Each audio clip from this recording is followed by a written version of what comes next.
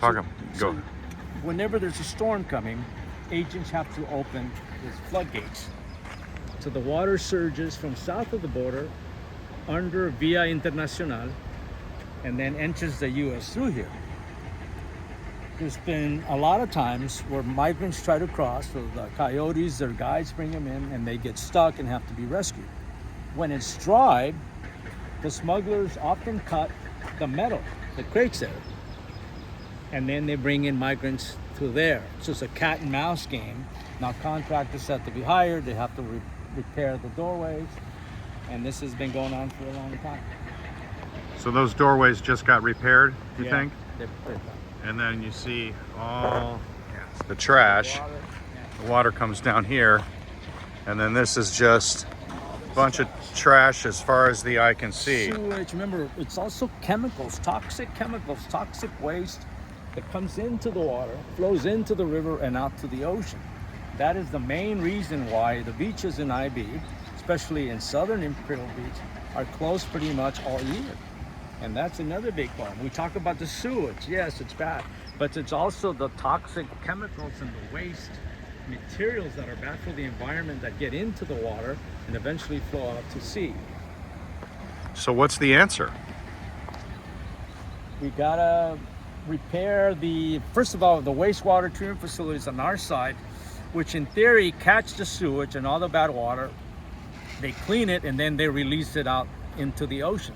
So we have to upgrade them because it's been years where they've been outdated. They try their best, but in times of heavy storms, a lot of rain, they have to shut down because they just can't keep up with the capacity, the volume of water. So then nothing happens. And then the infrastructure in Tijuana is also outdated. How does that get upgraded? They just never invested money into the city, a city that seemed to grow to 2 million residents overnight. The infrastructure, not just sewage, but water, electricity, everything is so behind the times in Mexico, particularly Tijuana. It's just outdated. And all that stuff has to be modernized at some point, right. But it has to happen from the Mexico side. The Mexican government has to invest money. They have to make it a priority to upgrade their facilities to keep this from happening. We keep talking about being a mega region, and we are. We depend on one another, but what happens there affects people north of the border and vice versa. So if they're having problems, it's gonna affect us at some point. That's why there needs to be a priority to fix this stuff.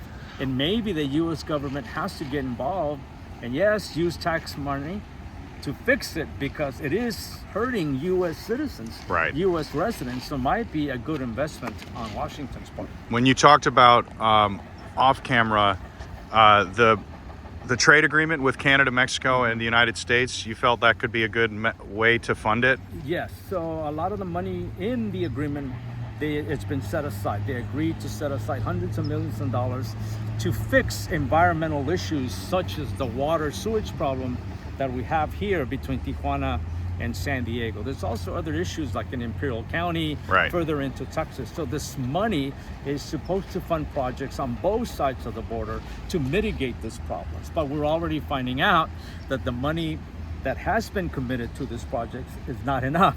So now they're trying to find even more money outside of the US-Mexico trade agreement to fund the project. So which leaders need to step up and come to the table? Is it Gavin Newsom? Is it Biden? Is it Congress? Is it Tijuana's mayor? Is it the Mexican president? Or all of the above? All of the above. And right now there's a big push to get Governor Newsom and President Biden to declare the whole area a state of emergency. This creates and makes a lot of funding available immediately to take care of the problems, but both Governor Newsom and President Biden seem to be taking their time and don't see it as a priority, unfortunately. Wow. It's fascinating stuff. Salvador Rivera, Border Report expert.